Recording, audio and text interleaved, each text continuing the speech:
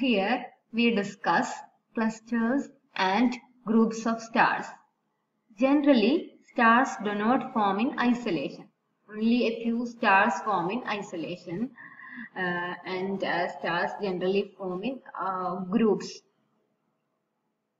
And we know that the stars are formed from nebulae. Nebulae is usually the sphere of gas, metals, dust, etc. So a nebulae can contain the material that could form hundreds of stars, and therefore the stars tend to form in groups or clusters. So usually the stars form in groups or clusters. So the stars that form out of the same cloud of the material will not have the same mass. So the masses of the stars formed from the same nebulae will differ, and therefore they reach the main sequence at different times.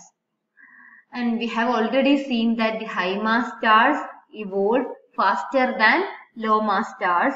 So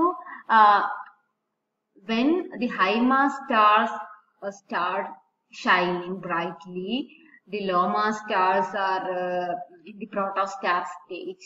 They have not yet begun shining.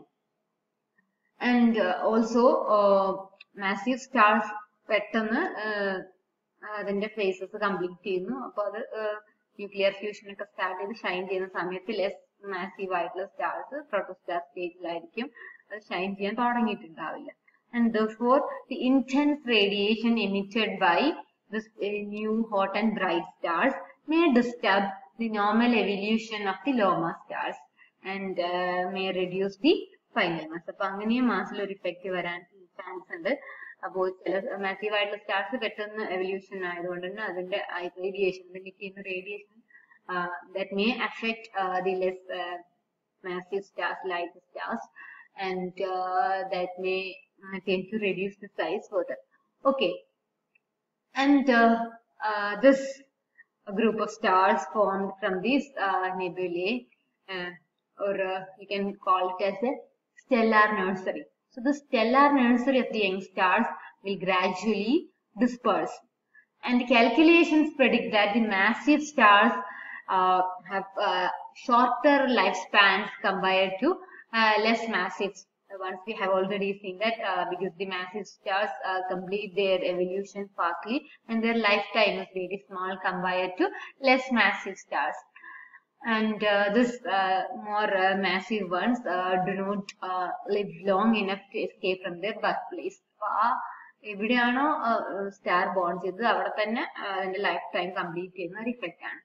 But the smaller stars, means the stars having size as that of the sun, solar size stars, they will easily escape from the stellar birthplace. So അത്രയും life time ഉള്ളതുകൊണ്ട് തന്നെ അത് move ചെയ്ത് അതിന്റെ birth പ്ലേസിൽ നിന്ന് വേറൊരു ഇടത്തേക്ക് ഡിസ്പേഴ്സ് ചെയ്യാനുള്ള ചാൻസ് ഉണ്ട്. So the cluster containing several thousand objects, for example stellar sun size ഉള്ള stars, stellar solar mass size ഉള്ള stars, അവിടെ എല്ലാം അത്രയും thousands of the combined gravitational attraction of these many stars may slow down the dispersion of the group. So there are many stars, the gravitational attraction may slow down the dispersion. അപ്പോൾ അത് കൂടുതൽ density ഉള്ളിടത്ത് അത് disperse ചെയ്യാൻ സമയമെടുക്കും. And there are two types of clusters depending on the density. And the first one is globular cluster, and the second one is open cluster. So the globular clusters are the most dense or closely packed clusters that contain solar mass sized stars. They contain the oldest population of stars, while the open clusters, which are also known as galactic clusters, are the young. They contain the youngest star population, and these galactic clusters are the collections of young stars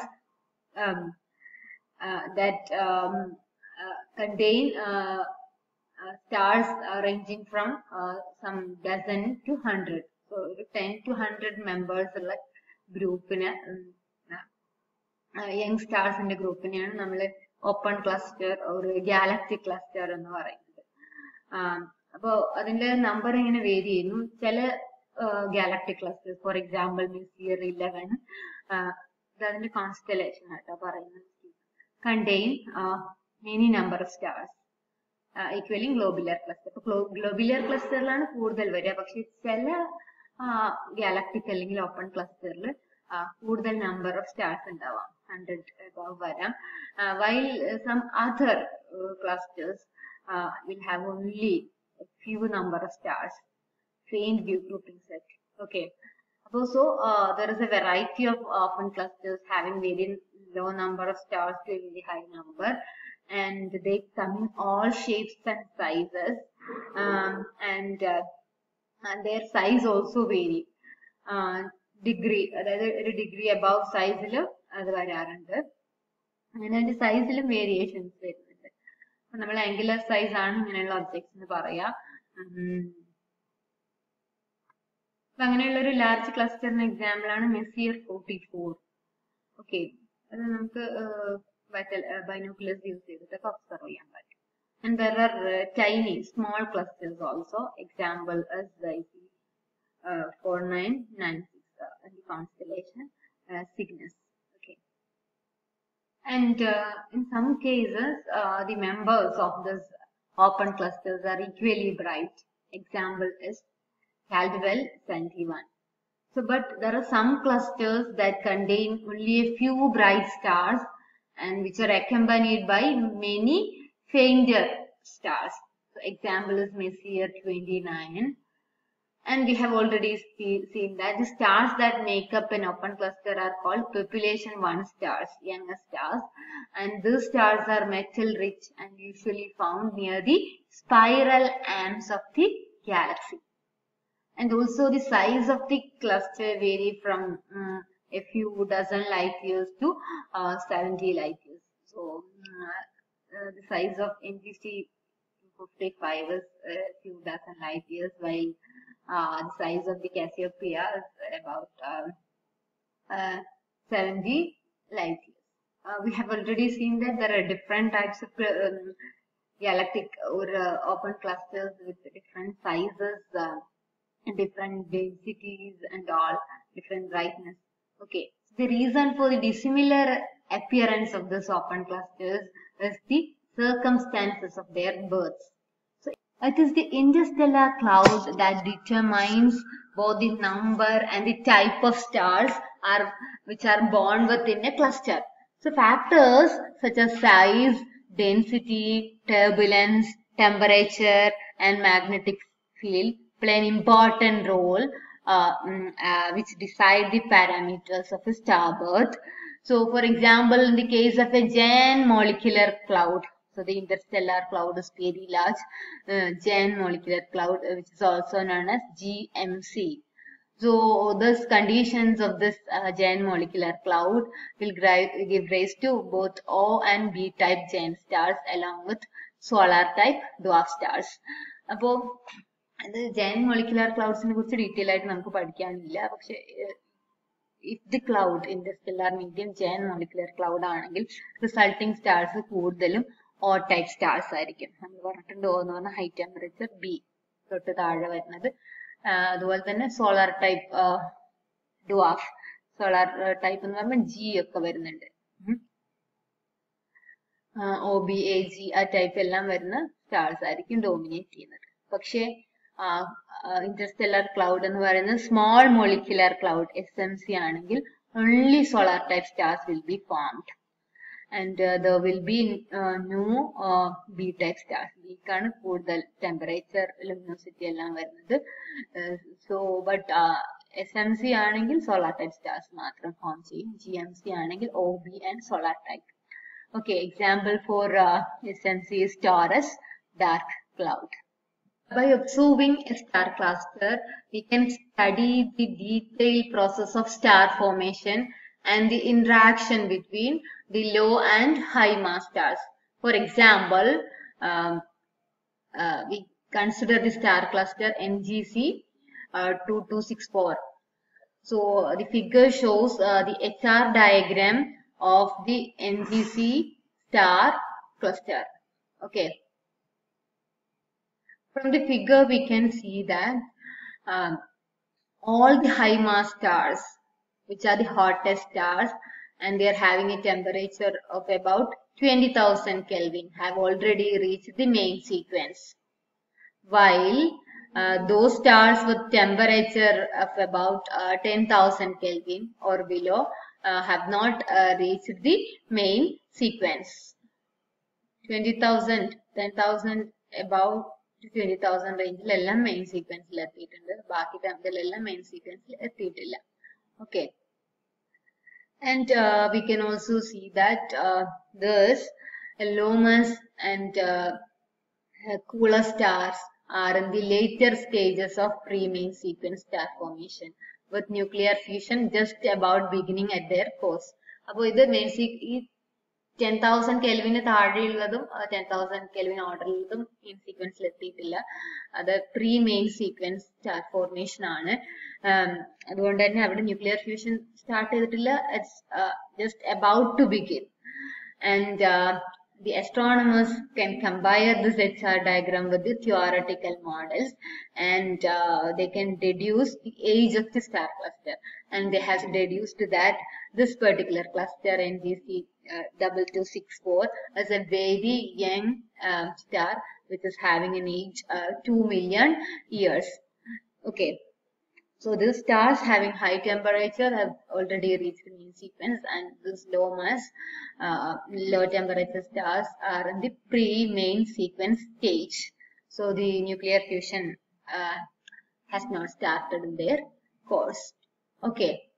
Now for comparison, we can look at the HR diagram of another cluster, the Pleiades star cluster, which is shown in the next figure.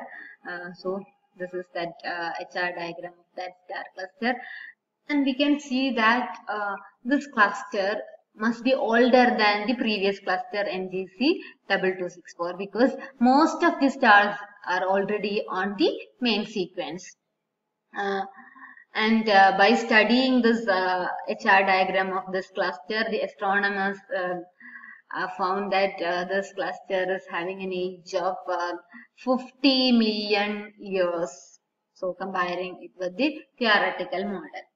So, and also we can see from the HR diagram that stars with temperature of about 10,500 Kelvin, the luminosity varies from 10 times the luminosity of sun to 10 square, that is 100 times the luminosity of the sun. And also we can see that a few stars do not lie on the main sequence. This is not because they have not yet reached the main sequence. Case main sequence but here this is an older star cluster. The stars have left the main sequence. So main sequence in the lifetime the red giant, super giant stage. So that is the reason that some stars are not on the main sequence.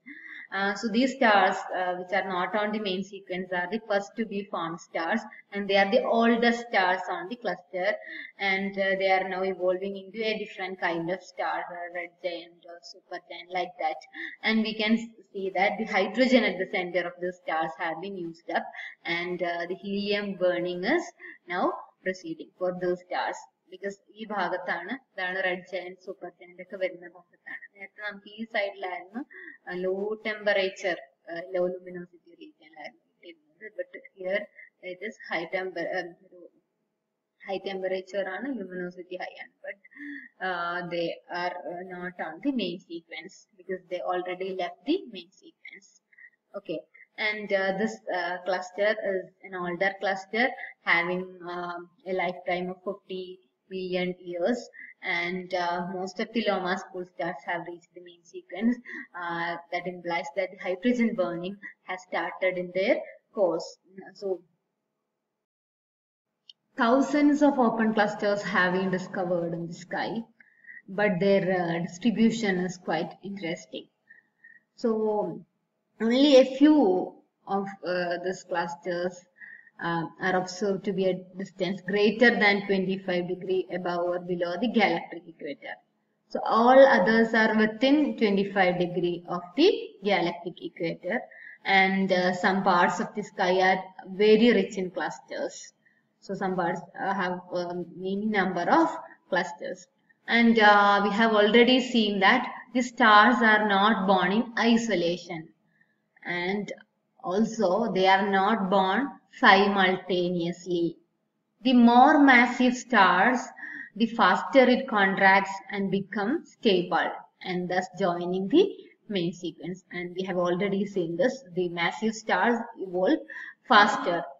So this phenomena results that some clusters are having bright young or B main sequence stars, and at the same time they contain low mass members which are in the process of gravitational contraction. So അത് main സീക്വൻസിൽ എത്തിയിട്ടില്ല, അതിന്റെ pre main sequence സ്റ്റേജിലായിരിക്കും. ഒരു ക്ലസ്റ്ററിൽ തന്നെ ഒരുമിച്ചല്ല stars bone ചെയ്യുന്നത്, massive stars പെട്ടെന്ന് evolve ചെയ്യും. So same cluster contain the bright young O and B stars. At the same time it contains those stars and the pre-main sequence stage. And in some clusters the star production in a cluster is at a very early stage. So that means most of the stars are in the pre-main sequence, and we have seen that even the luminosity in the pre-main sequence is high. We cannot see them because they are covered with this interstellar cloud and all. These stars are not visible. So since all the stars are in the early age, only a few stars are visible, and the majority of the stars are in the process of contraction, and they are hidden within the interstellar cloud. അങ്ങനെയുള്ള early clusters നമുക്ക് കാണാൻ പറ്റില്ല. So example for such a process is the open cluster within Messier 42, or which is also known as Orion Nebulae. അപ്പൊ അത് നമുക്ക് കാണാൻ പറ്റുന്നത് അതിൽ 3 സ്റ്റാർസ് ഉണ്ടെന്ന് പറഞ്ഞാൽ trapezium stars. So the stars within the cluster, these trapezium stars, are the brightest, youngest and most massive stars. Then finally this cluster will become a cluster containing AF G-type stars. But the majority of the stars are blanketed by dust and gas clouds and only detectable by the infrared radiation. So, ഇതിൽ brighter stars നമുക്ക് കാണാൻ പറ്റും, പക്ഷേ അതിലുള്ള main സീക്വൻസിൽ എത്താത്ത pre main sequence stars നമുക്ക് കാണാൻ പറ്റില്ല, because they are covered with this interstellar cloud. So they are blanketed or covered by dust and gas clouds, and they are not detected by the naked eye, but instead they can be detected using the infrared radiation. So as the time passes, the dust and the gas surrounding the new cluster will be blown away by the radiation from the O-type stars. So these O-type stars, they emit radiation. They are the brightest stars, and this dust covering this pre-main sequence stars are blown away by the radiation from the O-type stars, resulting the clusters become visible. So such an example for such a cluster is young cluster Caldwell 76. So initially it was visible, and later by the radiation emitted by the O-type stars in the cluster, this cluster became visible. And once a cluster is formed from a nebulae, it will be unchanged for a few million years.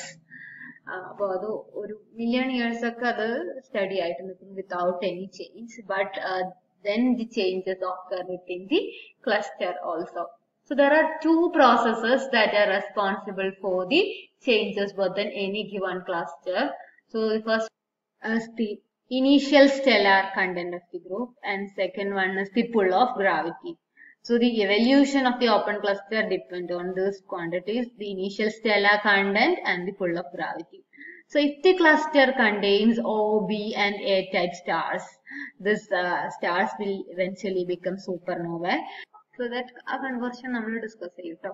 So if OB and A stars supernovae ആയി കഴിഞ്ഞാൽ, the remaining cluster will be these lower evolving, less massive and less luminous members of the type A and M.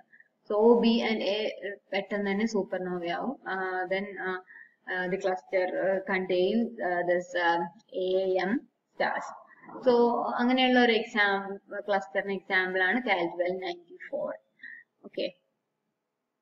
So this low massive A and M stars will also become supernovae. So therefore the most luminous members of the cluster will disappear one by one. Okay, so we'll discuss this processes in detail later, and this does not mean that the demise of the cluster, a cluster death ആണ് നമുക്ക് consider ചെയ്യാൻ പറ്റില്ല, because the cluster contain many other members also, many tens or hundreds of members. And the bright stars are supernovae ആയിട്ട് മാറുന്നത്. So, but some clusters which contain only a few bright stars, അതെല്ലാം supernovae ആയി കഴിഞ്ഞാൽ അത് background star field അതങ്ങ് കാണാതെ പോകും. Okay, പക്ഷെ അവിടെ അതിൽ less massive ആയിട്ടുള്ള members ഉണ്ടാവും. So, those clusters that have survived the demise of their brighter members will eventually begin to feel the effect of the force that pervades everywhere, the galaxy's gravitational field. ഇതെല്ലാം supernovae ആയി കഴിഞ്ഞു കഴിഞ്ഞാൽ അവിടെ അത്രയും intense ആയിട്ടുള്ള ഒരു gravitational field ഉണ്ടാവും. അപ്പോൾ ഇതെല്ലാം നമ്മൾ detail ആയിട്ട് discuss ചെയ്യും. So as the time passes, the cluster will be affected by the influence of other globular clusters and the interstellar matter, and also the tidal force of the gravity. So the cumulative effect of all these encounters will be in that some of the less massive members of the cluster they gain enough velocity to escape from the cluster. ഈ എല്ലാ effect കൊണ്ട് gravitational field, tidal force, ബാക്കിയുള്ള globular clusters ന്റെയും interstellar matter effect on the gravitational field on some lower massive members may escape from the cluster with a velocity. They acquire some velocity to escape from the cluster, and this cluster with time they will fade and disperse. A cluster of existing members dispersed ആയി കഴിഞ്ഞു, brighter members എല്ലാം supernova ആയിട്ട് കഴിഞ്ഞു. So ഇതാണ് ഒരു star cluster stages of life and star clusters are also classified, and the classification is called the Trembler classification of star clusters. So based on concentration, they are classified as Trembler type 1, type 2, type 3 and type 4. Type 1 is detached, they can be seen, and they are having a strong concentration of stars towards the center. And type 2 is having a weak concentration of stars towards the center, where the type 3 has no concentration of stars towards the center. Central concentration illa baaki eladuthu adile stars undava. Anganeyulladu type 3. So detached ennu parnal background ennu adu namukku clear aayittu kaanan pattum. Type 4 ennu parayunnathu poor detachment from the background star field. Background star field namukku identify ചെയ്യാൻ പറ്റാത്ത type star clusters നെ നമ്മൾ type 4 എന്ന് പറയും. So based on concentration, they are classified as Trembler type 1, type 2, type 3 and type 4. So, and stars are also classified based on their brightness.